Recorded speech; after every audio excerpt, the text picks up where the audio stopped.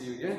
Добро утро и от мен, радвам се да ви видя. I want to ask you a question this morning. Един въпрос към вас тази сутрин.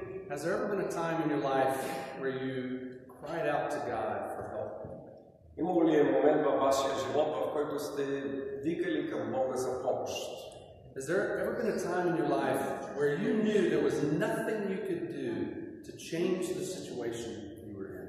Момент, в който осъзнавате, че нямате възможност да направите каквото и да е, за да промените обстоятелствата, в които се намирате. So you cried out to God for help. И затова викате към Бога за помощ. What were the circumstances in your life Какви бяха тези обстоятелства, that caused you to turn to God? които ви накараха да се обърнете към Бога? Do you remember what caused that to happen? Помните ли какво беше, какво е нещо, което ви накара? Was it bad health, maybe? Може би беше някакъв здравословен проблем. Maybe it was the health of a friend or a relative. Или здравето на някой близък, роднина. Was it the death of someone you love? Или смъртта на някой, когото сте обичали. Or a financial problem? Или финансов проблем. Maybe you lost your job and you needed work to earn money for your family. Загубили сте работата си и трябва да намерите нова работа, за да спечелите пари, за да изхранвате семейството. Has there ever been such a problem in your life that you knew that you could not fix it? Имало ли е такъв проблем във вашия живот, който осъзнавате, че вие сами не можете да го промените? There was nothing you could say or do or even imagine that would correct the situation. Няма нищо, което да може да си представите, да кажете, за да може да се поправи ситуацията. And so you cried out to God И затова сте извикали към Бога за помощ, to rescue you from the situation. да ви избави от тази ситуация. In this passage in 1 Samuel, or 1 Kings 7, В този пасаж от Първо Царе 7 глава, we see that the nation of Israel is in a similar situation to what I'm describing. Нацията Израел е в една подобна ситуация на тази, която описвам. Verse 2 says that they were crying out or lamenting after the Lord. Във втория стих ни се казва, че целият Израел въздишаше или плачеше за Господа. They were saying, "Where are you, Lord? Why have you abandoned us?" С други думи, те плачеха и казаха: Господи, къде си? Защо си ни изоставил? But of course, you know, God was there. He had not abandoned Israel. Но ние много добре знаем, Бог беше там, Той не беше изоставил израелтяните. But as they looked around them, they saw their enemies, the Philistines, were destroying them. Но обстоятелствата говориха за друго, защото филистимците, тяхните неприятели, ги унищожаваха. We saw in chapter 4, I think last week or the week before, that Israel had been defeated by the Philistines in battle. Ние видяхме миналата седмица как Израел беше победен от филистимците в битката.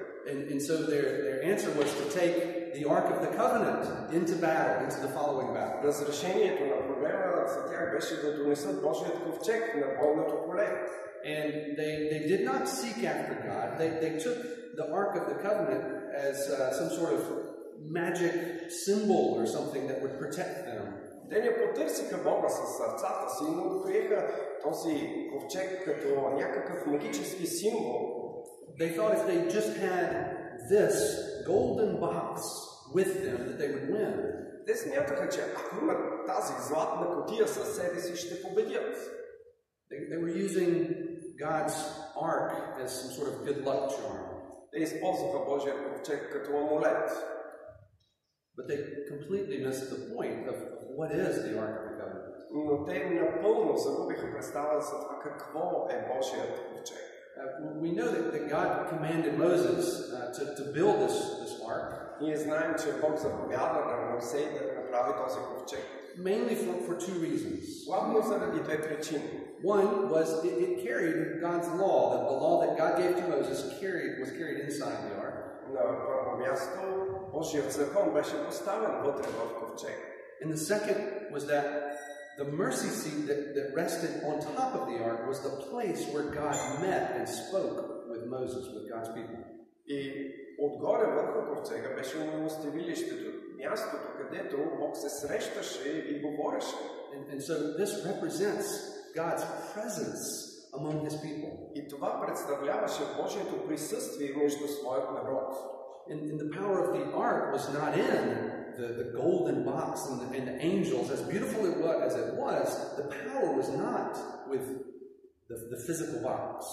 Силата не беше с тази физическа кутия и златните ангели, които бяха над нея, независимо колко красиво бяха изобразени. The power of the ark was from God because his presence was there. Силата идваше от Бога, защото неговото присъствие беше там. And when the people turned away from God, и когато хората се отвърнаха от Бога, his power was therefore now against the people. Неговата сила беше там срещу тях.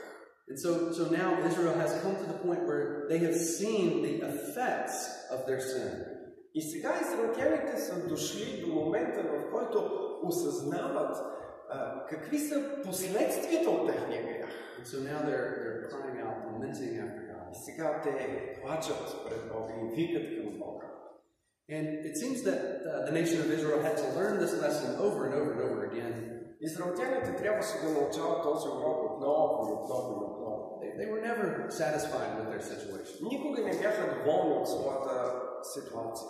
As soon as God brought them out of slavery from Egypt, they began to complain. Веднага, щом Бог ги изведе от робството в Египет, те започнаха да се оплакват. And then they made a golden calf to worship. Помните си, те си направиха златното теле, което да се покланят. And then finally, when God brings them to the promised land, they're too afraid to go in because they fear the people more than they fear God. И най-накрая, когато Бог ги заведе до границата на обещаната земя, те отказаха да влязат, защото се страхуваха повече от хората, отколкото от Бога. And then after they made it into the promised land, years later, they did not obey God's commands to wipe out all of the surrounding people. И в крайна сметка, когато след 40 години обикарани в пустинята, Бог ги въведе в обещаната земя, те не унищожиха всички останали народи, които бяха там. And as a result, they began to worship the gods of the surrounding nations. И в резултат на това, те започнаха да се покланят на божествата на хората, които бяха около тях. And so there was always this back and forth of Israel disobeying God, and then they would cry out to him.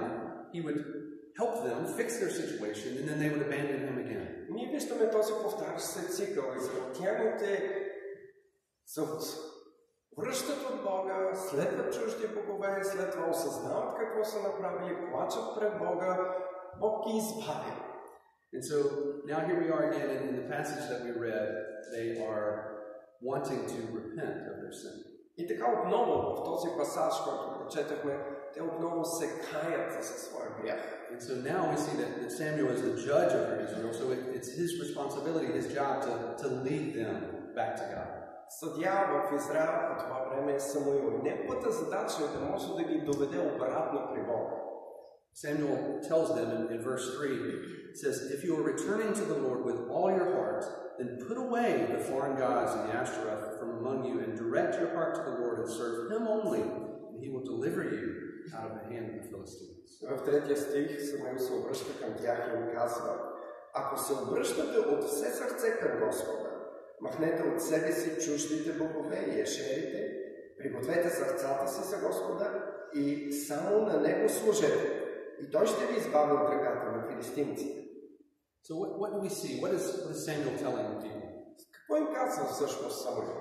First he says, if you are returning to the Lord with all your heart, put away the foreign gods.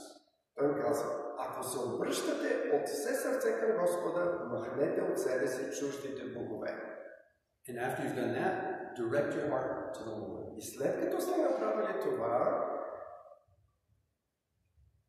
пригответе сърцата си за Господа. So put away the idols. Значи първо махаме идолите. Direct your heart to the Lord. И насочваме сърцето си към Господа. And if Israel will do these two things, ако Израел направи тези две неща, then they will be saved from their enemies. Тогава те ще бъдат избавени от своите врагове. Samuel is bringing the people back to God's commandments.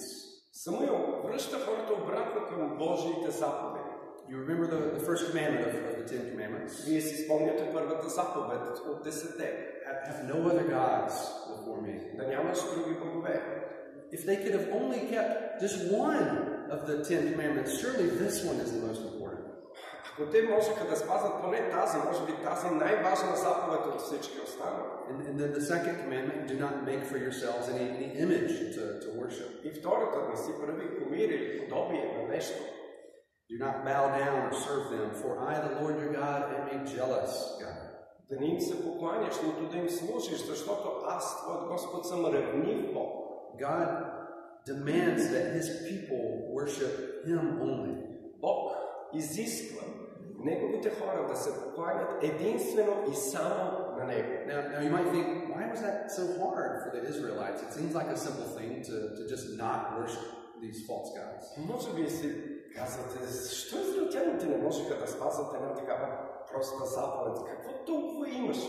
All they had to do was not make idols and just worship God. Всичко, което трябваше да направят, е да не си правят идоли и да се покланят на Бога. Who couldn't keep these commandments? Кой не би могъл да спази тези заповеди? And the answer is for the same reason that you and I can't keep God's commandments. И причината е същата, поради която ти и аз не можем да спазим Божиите заповеди. And that is we don't love God with all our heart. И това е, че ние не обичаме Бога с цялото си сърце. Notice in the verse, Samuel mentions the heart 2 times. Забелязахте ли в този стих Самуил отбелязва сърцето 2 пъти? He says, if you are turning to the Lord with all of your heart, with your whole heart, ако се обръщате, казва Самуил, към Господа с цялото си сърце, цялото сърце. and then he commands them, he says, direct your heart to the Lord. И тогава им казва, пригответе сърцата си за Господа. God wants your whole heart. Бог иска цялото твое сърце. The obedience to the commandment is just the outward sign of the inward condition of your heart. Послушанието към заповедта е външен белег на вътрешното отношение на твоето сърце. We disobey God's commands not because we lack discipline. We lack love for God. Ние не се покоряваме на Божиите заповеди не защото ни е нужна дисциплина, а защото ни трябва любов към Бога. The people of Israel could not obey God's commands because they did not love God with their whole heart. Израелтяните не се подчиняваха, защото не обичаха Бога с цялото си сърце. They had other loves. Те имаха други афери, други неща, които обичаха. They were not satisfied with the things that God had given them, their situation. Те не бяха доволни от нещата, които Бог им беше дал, тяхната ситуация. They looked around at their neighbors and they wanted to live like their neighbors. Те поглеждаха на народите около тях и искаха да живеят като другите. They lusted after the things of the world. Те копнееха след нещата от този свят. Their hearts drifted further and further away from God. И сърцата им се отдалечаваха далече и далече и далече от Бога. And so for this reason Samuel says, if you are returning to God with your whole heart. Ето, именно поради тази причина Самуил се обръща към тях и им казва, ако се обръщате към Бога с цялото си сърце. If you truly love God, if you ако наистина обичате Бога и служите само на Него, then God will save you. Тогава Бог ще ни избави. But if you treat him as a magic genie to just satisfy your wishes, но ако отношението ви към Него е като на някакъв джин, който трябва да задоволява вашите желания, then you do not love God. Тогава вие не обичате Бога, you love yourself. Вие обичате себе си. God will not save you. И Бог няма да ви избави. And your enemies, in the case of Israel, will destroy you. И вашите врагове, в случая с израелтяните, филистимците, ще ви унищожават. So we look to the next verse. In verse 4, it says, so the people of Israel put away the Baals and the Ashtaroth, and they served the Lord only. Ние виждаме какво се случва с израелтяните. В 4 стих се казва, тогава израелтяните махнаха Бааловците и ешерите и служиха само на Господа. The people of Israel obeyed the words of Samuel. They put away their idols and their false gods. Израелтяните се покориха и те премахнаха всички фалшиви богове. Then Samuel prays to the Lord for the people, and the people confess their sin to God. Тогава Самуил се помоли и израелтяните изповядаха грехът си пред Бога. And we see the confession in verse 6. They said, we have sinned against the Lord Ние виждаме тази изповед в 6 стих. Съгрешихме пред Господа. Israel is renewing their covenant with God. Това е нещо, което израелтяните правят. Те подновяват своят завет с Бога. God promised to protect Israel, to be with Israel, to be their God. Бог беше обещал да бъде с израелтяните, да ги пази, да бъде техният Бог. If they would worship and serve Him only. Ако те се покланят единствено и само на Него. Israel, as we said, fell time after time to keep this covenant. Израелтяните отново се проваляха да спазват този съвет. But God was merciful to them. Но Бог беше милостив. And He forgave their sin and Той им прощаваше и им предлагаше прошка. God used the Philistines to bring Israel back to Himself. Бог използва филистимците, за да може да върне израелтяните обратно при себе си. He used the pain and the suffering of Israel. Той използва болката и страданието на Израел. To bring them to conviction of their sin. За да може да ги изобличи за греха им. So I ask you in the beginning to think of a time in your life where you cried out to God for help. В началото аз ви попитах за време, в което вие сте извикали към Бога за помощ. So what happened in your situation when you cried out to God? Какво се случи във вашата ситуация, когато вие извикахте към Бога? Certainly we understand as Christians that God has the power to fix any situation as He desires. Като християни ние знаем, че Бог има силата да направи която и да е ситуация. But I want you to think about what happened in your situation, not exactly if the situation came out the way you thought it should. Но аз ви карам да се замислите за тази ситуация, не за да мислите дали тя се е разрешила по начина, по който вие мислите, че трябваше да се разреши. Because God knows that sometimes fixing the situation the way that we want is not necessarily the best thing for us. Защото Бог знае, че понякога да оправим нещата според начина, който ние очакваме, не е най-доброто за самите нас. The best thing for us is the best thing for Israel, that we love God with our whole heart. Най-доброто за нас и най-доброто за израелтяните беше да се обърнем към Бога с цялото си сърце. And anything we love more than God has become an idol in our life. Всяко нещо, което ние обичаме повече от Бога, става идол в нашето сърце. God uses the pain and the suffering in our lives to show us our idols. И Бог използва страданието и болката в нашия живот, за да ни разкрие точно идолите, които издигаме в сърцата си. And to show us to put our faith and our trust only in Him. Да ни помогне да поставим надеждата си, доверието си единствено и само в Него. And this is the only way we can have peace in our lives. И това е единственият начин, по който ние можем да имаме мир в нашето сърце. So you see that we're just like the Israelites. Както виждате, ние сме точно като израелтяните. We have idols in our lives that pull us away from God. Our hearts drift further and further from God. Ние имаме идоли в сърцата си, които ни отдалечават от Бога и нашите сърца се оттеглят все повече и повече. And these idols can be anything, good or bad. И тези идоли могат да бъдат много неща, добри и лоши. It can be family. Те могат да бъдат семейството, money, education, парите, образованието, friends, приятели, television, телевизия, power, success, control, успех, сила, контрол, status in the community. Положение в обществото. Whatever you place in priority in your life above God has become your idol. Всяко нещо, което вие поставяте като приоритет пред Бога, става ваш идол. The idol pulls you away from God. И този идол бавно, но сигурно ще ви отдалечи от Бога. And eventually causes your destruction. И евентуално ще доведе до вашето унищожение. Now there are several ways to identify where are the idols in your life. Има няколко начина, по които да можем да осъзнаем, определим идолите в нашия живот. So I'll give you 4 questions to ask yourself to try to find where are your idols. Искам да ви дам 4 въпроса, които всеки един лично може да си зададе, за да определи идолите в своя живот. And I'm borrowing a few of these from a pastor author named Tim Keller. И аз използвам тези въпроси от един автор, казва се Тим Келър.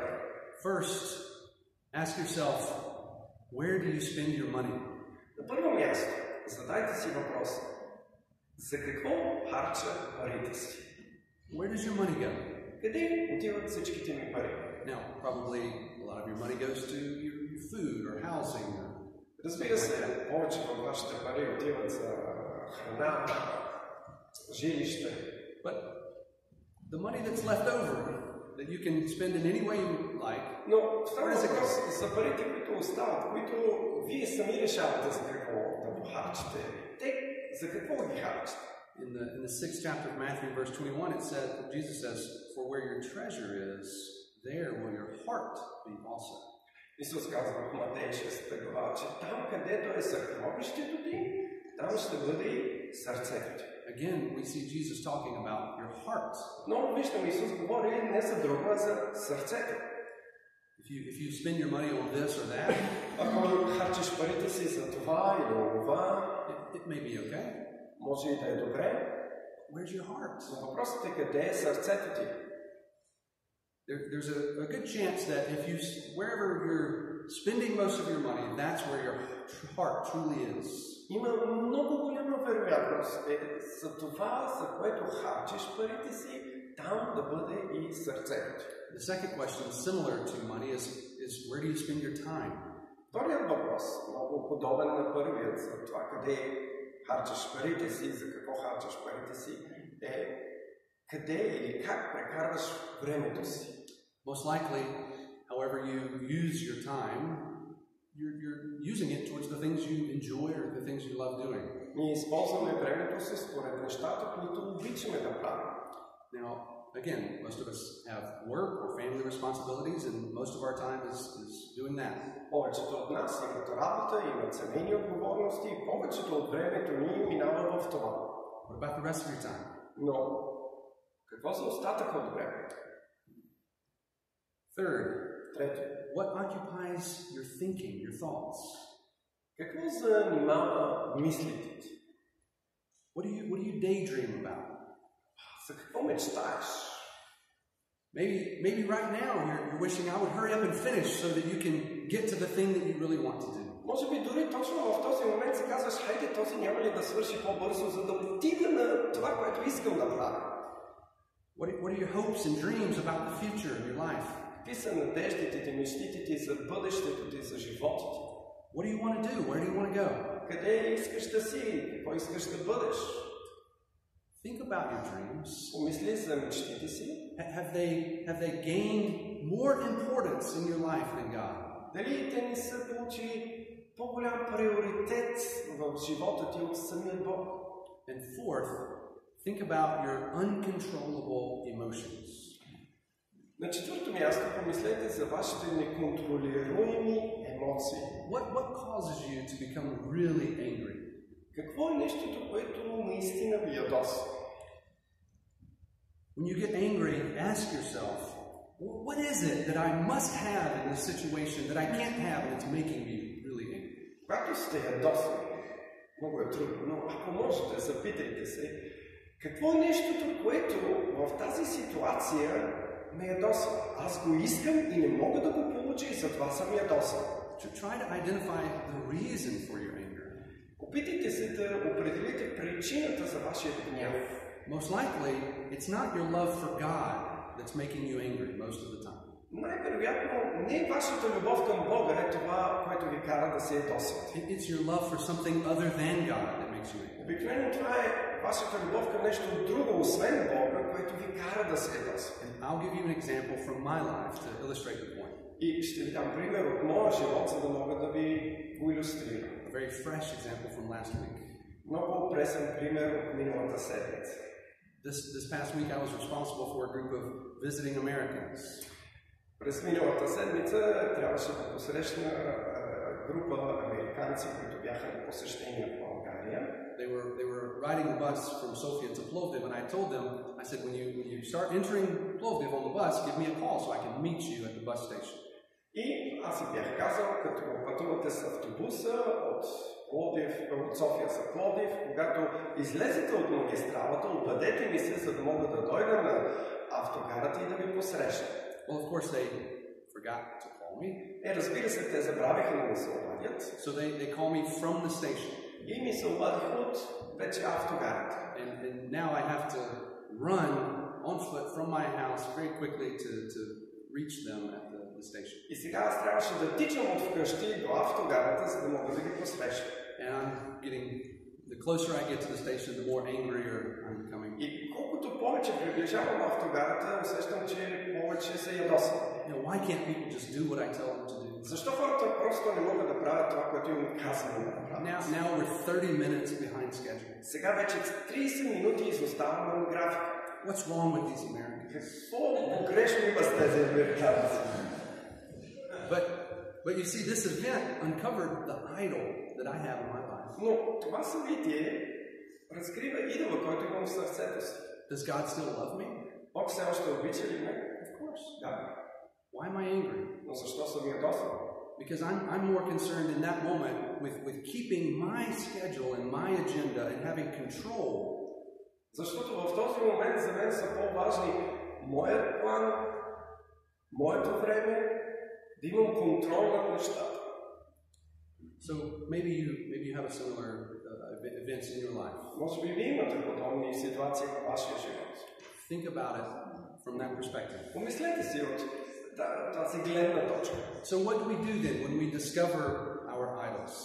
Какво правим, когато разкрием нашите идоли? We do exactly what Samuel told the Israelites to do. Трябва да направим точно това, което Самуил каза на израелтяните. We put away our idols. Ние трябва да ги махнем. And we serve God with our whole heart. И да отдадем сърцето си в служение на Бога. This starts with the confession of our sin. Това започва с изповед на нашия грях. You see, the Israelites say, we have sinned against the Lord. Това се случи тук. Израелтяните казаха, открито се грешихме пред Господа. We have to see it this way. We can't see it as, well, I had a bad attitude. Ние трябва да го видим по този начин. Не можем просто да кажем, имах лошо отношение. It's a sin against God because you have placed something in your life that you love more than God. Това е грях пред Бога, защото ние сме поставили нещо в нашия живот, в нашето сърце, което е преди Бога. Lord, I confess to you that I have placed my love for control, money, success, family over you. Боже, аз изповядвам, че съм сложил своето желание за пари, власт, успех, семейство, каквото и да е, преди Тебе. I confess that I have not always loved you with my whole heart. Аз изповядвам, че не съм те обичал винаги с цялото си сърце. And I've hurt other people because of my sin. И поради своят грях съм наранил други хора. Now the good news for us is that God does not leave us in our sin. Добрата вест за нас е, че Бог не ни оставя в нашия грях. Because God is merciful. Защото Бог е милостив. Because He's loving. Защото е любящ. And He always keeps His covenant with His people. И защото Той винаги пази своят завет. And so the Bible tells us that if we confess our sin to God, He is faithful to forgive us our sin. Затова и Библията ни уверява, че ако изповядаме греховете си, Той е верен и праведен да ни прости греховете и да ни очисти от всяка неправда. But you must turn to God with your whole heart. Но ти трябва да се обърнеш към Бога с цялото си сърце. You can't hold on to your idols and say, okay, God, I'm going to love you, but I'm still going to keep these. Не можеш да задържиш идолите си и да кажеш, Боже, да, обичам те, обаче не ги пускам. If you only pray a prayer in a moment because you're frustrated because you can't have what you want, ако просто отправиш някаква молитва към Бога поради напрежението на ситуацията, в която се намираш, that's not true forgiveness. You're still praying for your own selfish desires. Това не е истинска изповед, защото ти се молиш, за да задоволиш своята собствена нужда. You must truly seek God. Трябва наистина да се обърнеш към Бога. As we read from Psalm 51, David is pouring out himself. He is truly broken. His spirit is broken because he sinned against God. Така както четахме в нашия ответен прочит Псалом 51, Давид наистина се чувства, дори костите са му скрушени. Той чувства своят грях пред Бога. If we pray in this way, God promises to forgive us our sin and renew the relationship that we have with Him. Ако ние се молим по този начин, Бог ни обещава, че Той ще възстанови нашето взаимоотношение. The actions of Israel show us the problem of humanity, the problem of man. Действията на израелтяните показват грешката на човечеството. Every person born on earth is a sinner. Всеки човек, роден на тази земя, е грешник. We're born with a sin nature. Ние се раждаме с грешно естество. We all choose our sin, our love for other things, more than we choose God. Ние всички съвсем естествено избираме да обичаме другите неща повече от Бога. God gave the people in the book of Jeremiah a promise. Бог даде в книгата на Еремия едно обещание. He promises to make a new covenant with the people. Но той им обеща, че ще им даде нов завет. We'll read Jeremiah 31 from 31 to 34. И аз ще ви прочета от 31 глава, 31 стих до 34. Ето идат дни, казва Господ, когато ще сключа с Израилевия дом и с Юдовия дом нов завет. Не такъв завет, какъвто сключих с бащите им в деня, когато ги хванах за ръка, за да ги изведа от египетската земя. Защото те престъпиха моя завет, поради което аз се отвърнах от тях, казва Господ. Но ето завета, който ще сключа с Израилевия дом, след онези дни, казва Господ. Ще вложа закона си вътре в тях и ще го напиша в сърцата им. Аз ще бъда техен Бог и те ще бъдат мой народ. Няма вече да учат всеки ближния си и всеки брата си да казват: познайте Господа, защото те всички ще ме познават от най-малкия до най-големия сред тях, казва Господ, защото ще простя беззаконието им и греха им няма да помня вече. Israel was not capable of keeping the covenant that they had with God. Израелтяните не бяха способни да спазят завета, който имаха с Бога. And we're the same way. Ние сме по същия начин. No matter how many times we tell God, I'm going to do better. Няма значение колко пъти обещаваме на Бога, следващия път ще се справя по-добре. Or once this happens, I'll start following God the right way. Или само след като мине това, тогава ще те следвам с цялото си сърце. We always fail in our own strength. Ние винаги се проваляме. God knew this. Бог знаеше това. And so he made a new covenant. Затова той направи нов завет. Jesus is the fulfillment of this covenant. Исус е изпълнението на този завет. He said to his disciples, Jesus said to his disciples, the cup that is poured out for you is the new covenant in my blood. Чашата, ви каза Исус, която вие споделяте, е чашата на новият завет. Israel continued to turn away from God. Израелтяните продължаваха да се обръщат далеч от Бога.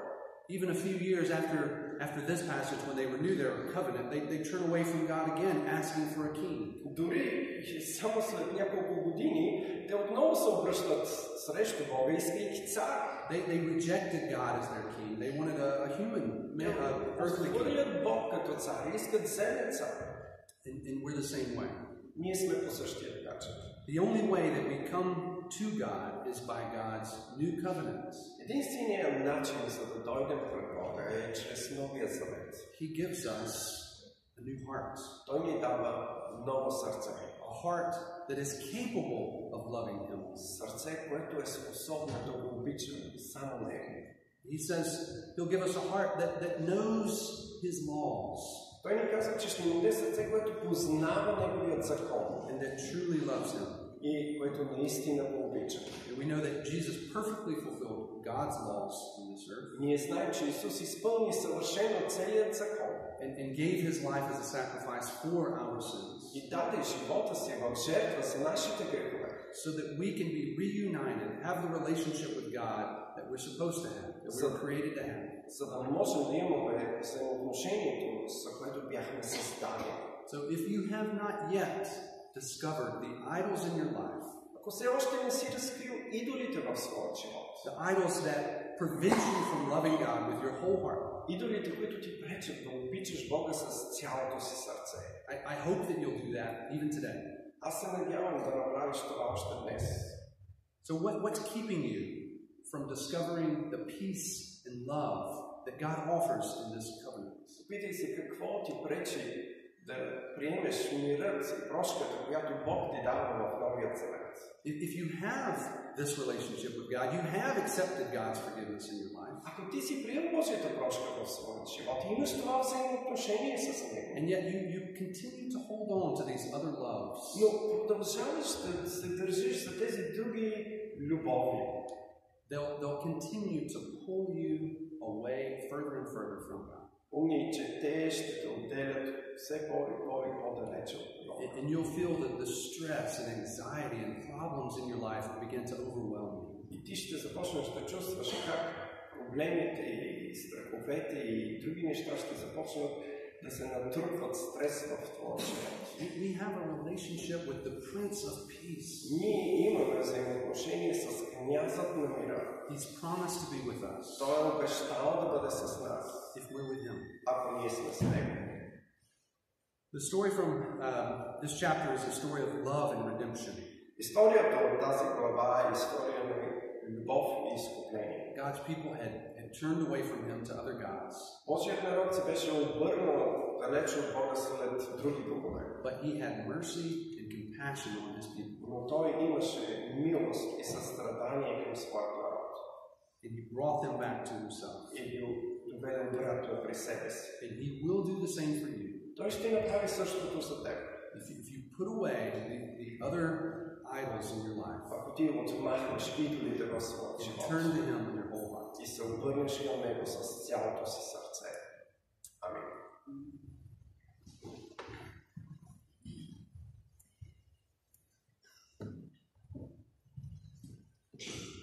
Нека да се помолим. Святи Господи,